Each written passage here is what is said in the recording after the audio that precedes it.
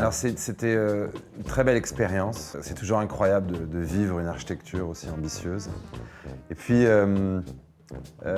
c'est une architecture qui vraiment se vit avec, qui doit se vivre avec le temps qui passe.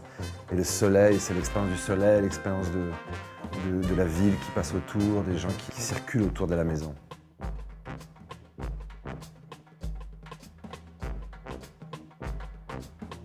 Moi, je trouve ça effectivement à la fois très agréable et très nouveau. Quand on est architecte, on produit beaucoup de projets.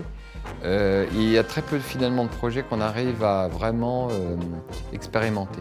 Quand vous faites des maisons, par exemple, vous travaillez pour des gens qui ne sont pas forcément vos amis, qui ne vont pas vous inviter. Vous avez rarement l'opportunité de pouvoir habiter vos créations.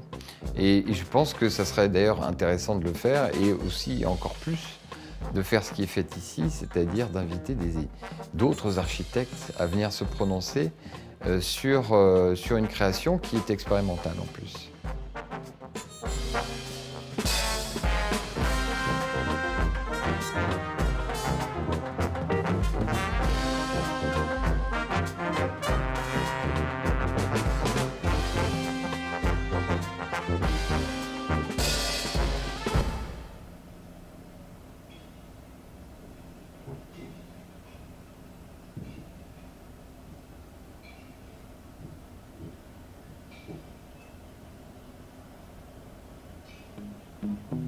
Je dirais que ce qui est impressionnant, c'est la qualité de la lumière dans une maison qui n'a pas beaucoup d'ouverture. Je serais curieux de savoir d'ailleurs combien il y a de pourcentage d'ouverture sur cette maison.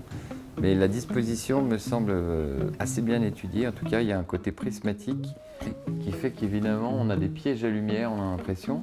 C'est très lumineux. Et on voit bien que les 4 faces, même la porte d'entrée, participent à ça, mais surtout aussi peut-être les fenêtres de toit qui donnent cette impression. Je pense que c'est assez étonnant parce que, comme tu le dis, il n'y a finalement pas, c'est pas si vitré que ça, il n'y a pas autant d'ouverture que ça. Et pourtant, on a l'impression que la maison, elle est traversée par la lumière, par le soleil, on a toujours l'impression d'être connecté à l'extérieur. C'est assez étonnant et je pense que la position des fenêtres, à chaque angle, fait qu'on est toujours ouvert. Les angles sont presque, il y a une déconstruction de la maison. On est dans une forme de maison qui est assez traditionnelle. Et le travail des ouvertures déconstruisent vraiment le volume et fait qu'on a chaque fois un sentiment de perspective et pas d'enfermement. Il faut trouver un bel équilibre entre la simplicité d'ouvrir une fenêtre avec la main, ce qui est un geste essentiel, et puis celui d'un système, d'une intelligence artificielle qui viendrait Le faire pour vous. le faire pour toi et interagir avec le soleil, avec les éléments extérieurs.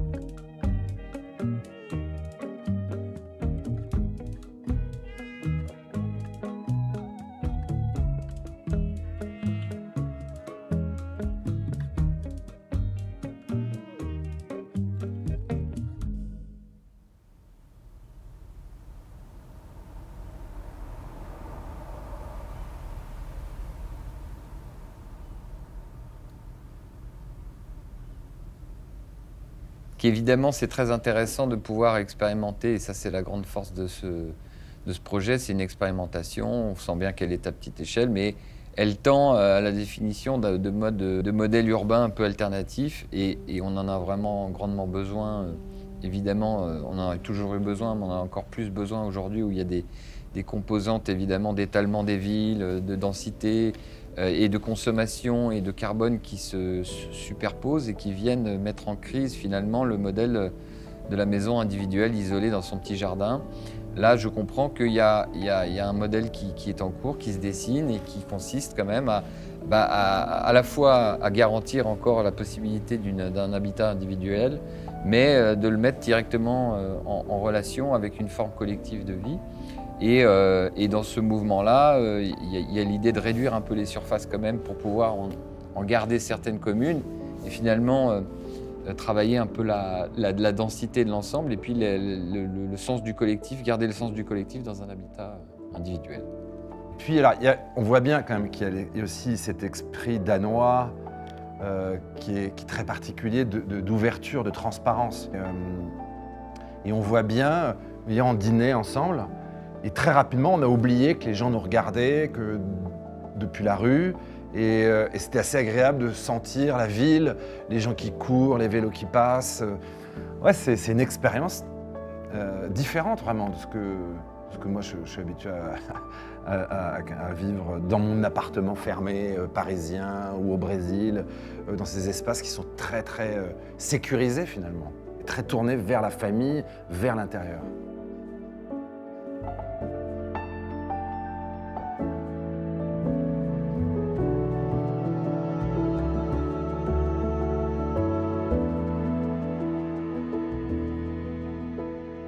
L'impression générale est qu'on arrive à être à la fois investi du projet et puis en le vivant et en réfléchissant ce qu'on est en train de faire depuis 2 jours, on lui trouve des qualités. Peut-être aussi des défauts, mais en tout cas, on le met à l'épreuve du réel. Et ça, c'est assez formidable. Alors moi, je crois énormément aux expériences architecturales. Je crois vraiment que c'est une importance fondamentale. Je me rends compte que les toutes petites architectures, des toutes petites expériences architecturales, ça peut changer complètement l'histoire, de manière générale, de l'architecture et de la construction. On voit souvent d'ailleurs une villa de Le Corbusier, une maison de Mies van der Rohe, de Philip Johnson, peut changer complètement notre vision de comment construire le monde. Et donc je crois énormément à ce type d'expérience.